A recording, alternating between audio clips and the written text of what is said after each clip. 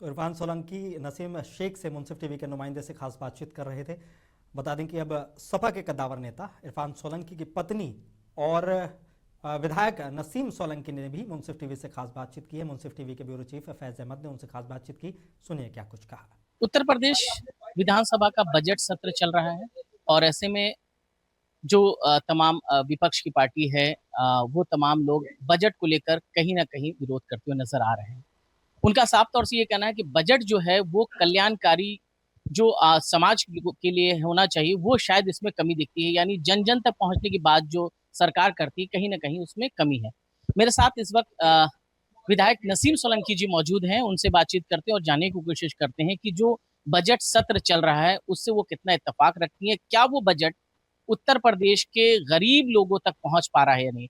नसीम जी, ये जानना चाहेंगे जो बजट सत्र अभी जो चल रहा है, इसमें बार बार ये सरकार ये कहती नजर आती है कि जो बजट है वो गरीबों तक पहुंच रहा है। आपकी नजर में क्या लगता है जो बजट सरकार की तरफ से पेश किया जा रहा है वो गरीब तबके तक पहुंच पाएगा क्या? अब ये तो नंबर्स तो बहुत सारे हैं। हमने भी देखा कि बहुत सारे आंकड़ों में बजट पेश हुआ है, पर ये पब्लिक तक पहुंच जाए, इसकी सुविधाएं पब्लिक ले सके, तो हम इस बजट को बजट माने। वरना तो पब्लिक तक तो नहीं पहुंच पाती, धरातल तक तो चीजें ना पहुंचे तो हम उसको कैसे माने। लेकिन सरकार तो ये लगातार ये कहती है कि जो हमारे बजट हैं जो गरीब जनता तक है, चाहे 5 लाख गरीबों के इलाज की बात की जाए, चाहे इंफ्रास्ट्रक्चर की बात की जाए, या तमाम ऐसे चीज जो है उत्तर प्रदेश को बढ़ाने की बात की जा रही है, चाहे सड़कों का निर्माण करने की बात की जाए, ये तमाम जो बजट में शामिल होते हैं वो जन जन तक पहुंच रहे हैं, काम हो रहा है उत्तर प्रदेश में। अब आप लोग कहती हैं समाजवादी पार्टी में बहुत सारे काम हुए, सरकार अपना काम गिनाती है, तो क्या लगता है कि जिस तरह से अखिलेश यादव कहते हैं कि जो है बीजेपी सरकार फीता काटने का काम करती है? बिल्कुल बिल्कुल, हमारे कानपुर को भी पिछले 10 साल से तो इसी सरकार में है हम लोग। हमने तो बहुत कानपुर को डेवलप नहीं होते हुए देखा है, तो हम इसको कैसे मान लें कि ये सरकार बहुत अच्छा काम कर रही है। तो जो हमारे राष्ट्रपति जी के कार्यकाल में जो काम हो गए वही चल रहे हैं, हमें ऐसा लगता है। अजी, एक सवाल ये है कि सरकार लगातार ये कहती है कि जीरो टॉलरेंस की सरकार चल रही है, उत्तर प्रदेश में इंसाफ हो रहा है। हमने वो भी दिन देखा जिस तरह से इरफान सोलंकी के साथ जिस तरह से मामले आए, सामने आए, उनको जेल तक जाना पड़ा, एक लंबा संघर्ष रहा और आप भी उसमें देखी, वो तस्वीर पूरी दुनिया ने देखा है। क्या लगता है कि ये सरकार जो है क्या खास पार्टिकुलर एक समुदाय के लिए, विशेष समुदाय के लिए जो है एक रणनीति तय करती है और उसको अत्याचार करने का काम करती है, या गरीबों के लिए हक में बात नहीं? नहीं, अत्याचार तो हुआ है, मेरे परिवार में भी हुआ है। तो हम नाम तो नहीं ले रहे कि सरकार ने करा, पर हुआ तो कुछ ऐसे ही है कि झूठे मुकदमे लगाए गए, एक के बाद एक लगाए गए। तो हम इसको अपने परिवार के लिए या अपने लिए तो इसको अच्छा नहीं मानते, क्योंकि जहाँ पर अपराध हो रहे हैं वहां पर आंख मूंद मूंद ली जाती है। और हम शायद विपक्ष में है, या माशाल्लाह 7-8 बार से जीत रहे हैं, पब्लिक हमको पसंद करती है, तो शायद इसलिए हमें निशाना बनाए गए, मेरे परिवार को। अब आपको इंसाफ मिला, उसके लंबे समय संघर्ष के बाद से इंसाफ मिला, कोर्ट ने आपको इंसाफ दिया, कितना कोर्ट पे भरोसा आप लोगों को बना? कोर्ट पे बहुत भरोसा है, क्योंकि पता है इंसाफ वहीं से मिलना है, और सबसे बड़ी अदालत तो जनता की अदालत होती है। तो उन्होंने इंसाफ करा, तो मुझे इस बात की तसल्ली है कि कोर्ट से भी मिला न्याय, और आगे भी जिनके ऊपर अत्याचार अन्याय हो रहा है तो उनको जल्द न्याय मिले, इसकी हम कोर्ट से भी अपील करते हैं कि उनको न्याय मिले। अच्छा, 2027 के चुनाव को लेकर आप लोग क्या तैयारी कर रही हैं? 2027 में एक बड़ी भूमिका तैयार करने की कोशिश की जा रही है। पीडीए का नारा लगातार अखिलेश यादव दे रहे हैं, खास करके समाजवादी पार्टी के तमाम लोग नारा दे रहे हैं, पिछड़ा दलित अल्पसंख्यक लेकर। तो इनके बीच में जो चल रहे हैं, आप लोग बातचीत कर रहे हैं, क्या एक आप लोगों को समझ में आ रहा है क्या 2027 में सरकार बनती हुई नजर आ रही है? हाँ, इंशाल्लाह बनेगी। बिल्कुल, हम लोग की नियत साफ मंजिल आसान। और पीडीए तो है मजबूत। मेरे जो उपचुनाव में जिस तरह से मैं जीत के आई हूँ, तो उसमें पीडीए का ही अहम रोल था। तो जो है हर वर्ग का लोग हमसे जुड़ा है, और मुझे उम्मीद है कि पूरे उत्तर प्रदेश में पीडीए काम करेगा। एक आखिरी सवाल करेंगे, जिस तरह से मुर्शिदाबाद में बाबरी मस्जिद बनाने की बात की जा रही है, उसमें बुनियाद रखने की बात जा रही है, एक गड़े मुर्दे को उखाड़ने वाली बात सी हो रही है। जो एक बाबरी मस्जिद का एक विवाद पहले, बहुत पहले खत्म हो चुका है, उसको फिर एक जिंदा करने की कोशिश की जा रही है, वो पश्चिम बंगाल में हो रहा है, क्या कहते अब इसमें तो सुप्रीम कोर्ट का भी ऑर्डर आ चुका है, फिर उसके बाद राम मंदिर भी बन चुका है अयोध्या में, तो उस पे अब गड़े मुर्दे उखाड़ने से मतलब ही क्या है, और क्या इसके ऊपर चर्चा होनी चाहिए? मुझे तो नहीं लगता इसकी जरूरत है। और सुप्रीम कोर्ट के आदेश के बाद तो फिर उस पर टिप्पणी करना तो ये अच्छी बात नहीं है जी। हैं? आपसे बातचीत करने तो ये थे मेरे साथ नसीम सोलंकी विधायक हैं, और साफ तौर से उन्होंने कहा कि कई मुद्दों पर उन्होंने बात कही है कि उत्तर प्रदेश में जो बजट सत्र पेश किया जा रहा है वो जन तक पहुंचे और तमाम लोगों तक पहुंचे, ये उनकी कोशिश रहेगी। सरकार बजट तो पेश करती है, लेकिन क्या गरीब तबके तक ये बजट पहुंच पाता है या नहीं, देखने वाली बात है।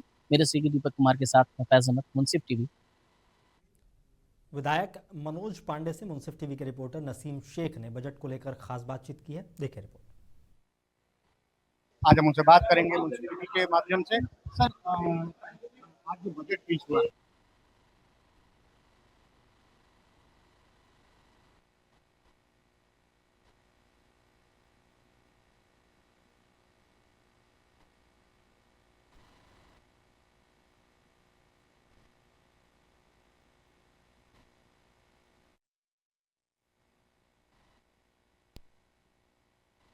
हेल्थ सिस्टम में 2 टाइम ज्यादा केंद्र सरकार ने बजट को बढ़ाया, वहीं राज्य सरकार ने भी उसमें अपनी सहभागिता देने का काम किया। तो मैं समझता हूँ हेल्थ सिस्टम भी इससे और मजबूत होगा। विधायक जी, आगे इलेक्शन आ रहे हैं 2027 में, उसमें आपका क्या रवैया रहेगा और किधर से आप इलेक्शन की घोषणा करेंगे?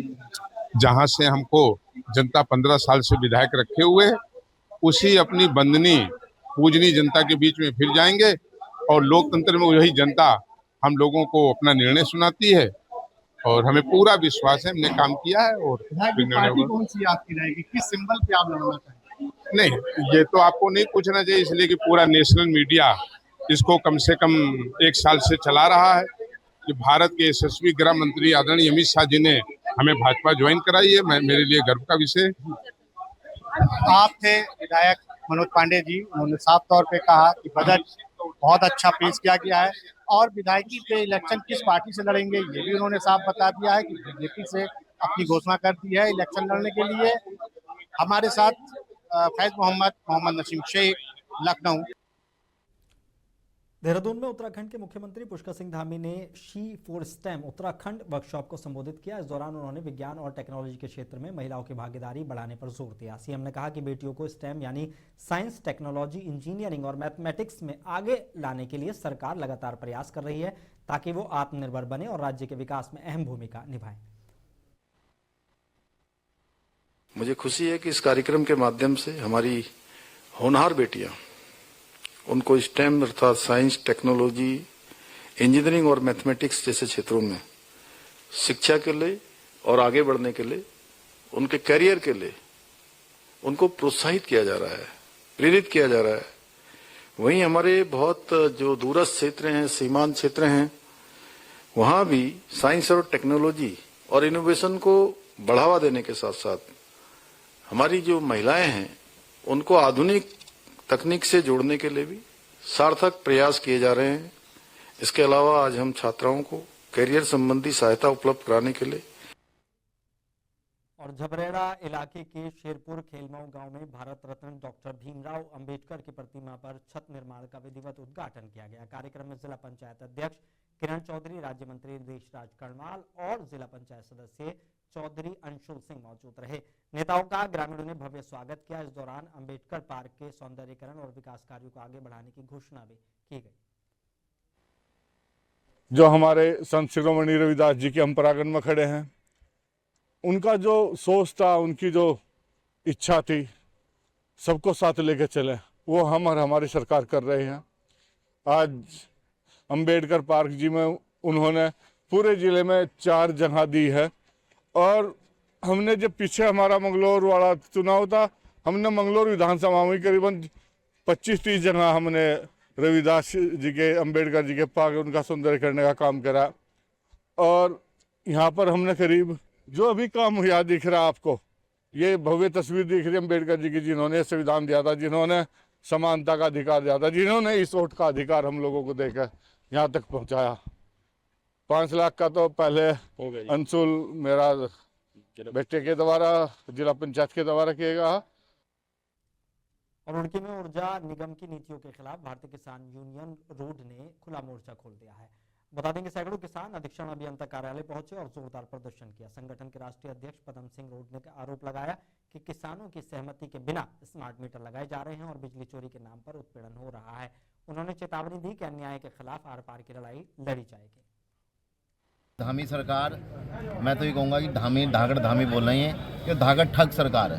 और इन्होंने कहीं ना कहीं लूट का एक जुल्मा सोच लिया कि भाई आगे तो सरकार आती उतनी नहीं, जितना लूट सको उतना लूट लो। और इन्होंने कहीं ना कहीं जितने भी प्रदेश है, पंजाब है, हरियाणा है, दिल्ली है, यूपी, इतने बड़े प्रदेश है, इसे ऊर्जा प्रदेश बताते हैं ये लोग। लेकिन ऊर्जा प्रदेश कहाँ, आप खुद ही बताओ। आप सब लोग भी बिजली के बिल दो, अगर 1 मीटर हमारा ख़राब हो जाए, उसकी एप्लीकेशन दे दें तो कम से कम 3-3, 4-4 महीने लग जाए उसे मीटर को ठीक करवाने में, बदलवाने में। उससे पहले जो सिंपल मीटर थे, इलेक्ट्रॉनिक मीटर लेके आई हैं, कहने लगे नहीं भाई ये चलेंगे, ये ठीक नहीं है। वाराणसी कमिश्नरेट पुलिस ने महाशिवरात्रि को लेकर व्यापक तैयारियां पूरी कर ली हैं। अपर पुलिस आयुक्त नीतू कादियान ने बताया कि ये प्रमुख पर्व है, इसलिए विशेष सुरक्षा व्यवस्था की गई है। मार्कंडे महादेव और सारंग मंदिर समेत प्रमुख स्थानों पर करीब 700 पुलिसकर्मियों की तैनाती की गई है। घाटों पर अतिरिक्त फोर्स लगाई गई है और महिलाओं की सुरक्षा के लिए भी विशेष इंतजाम किए गए हैं।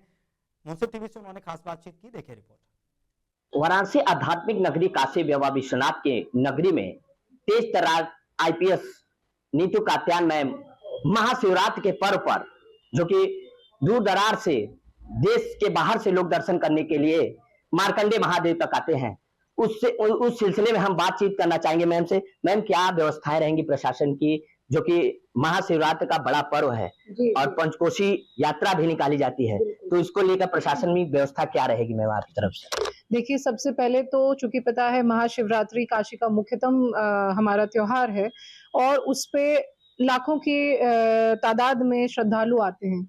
सबसे पहले जो फोर्स का व्यवस्थापन किया गया है उसको बहुत डिटेल तरीके से लगाया गया है। करीबन 700 लोग वरुणा जोन से और 500 लोग हेडक्वार्टर से लगाए जाएंगे, जिसमें मुख्यतः सभी डाइवर्जन पॉइंट्स पे, मंदिर की पेरिफेरी पे और घाटों पे जल पुलिस के साथ कोऑर्डिनेटेड रूप से सिक्योरिटी देखी जाएगी। इसमें हमारी सीसीटीवी सर्विलेंस और महिला फोर्स का कंपोनेंट भी क्लियरली दिया जाएगा ताकि भीड़ को अच्छे ढंग से मॉनिटर किया जा सके। मैम, जो घाट पे क्या व्यवस्थाएं रहेंगी, जो स्नान के लिए क्या व्यवस्थाएं रहेंगी आपकी तरफ से? देखिए, घाट पे 3 तरीके की हमने सिक्योरिटी रखी है। सबसे पहले तो सीसीटीवी सर्विलांस के थ्रू हम देख ही रहे हैं।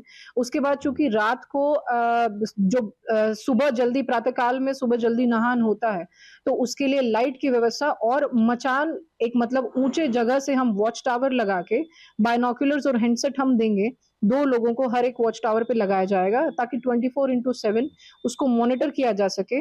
और उसी की एक्सटेंशन में हमने एक मिनी कंट्रोल रूम और खोया पाया केंद्र समाहित रूप से वहां पर एस्टैब्लिश किया है, ताकि यदि कोई भी घटना होती है तो तुरंत उसका संज्ञान लिया जाएगा। तो ये देखिए, मुंसिफ टीवी पर आईपीएस, तेज तर्रार आईपीएस वाराणसी में नीतू कात्यायन ने महाशिवरात्रि पर विशेष तैयारी की जाएगी। वाराणसी से पंकज तिवारी की रिपोर्ट।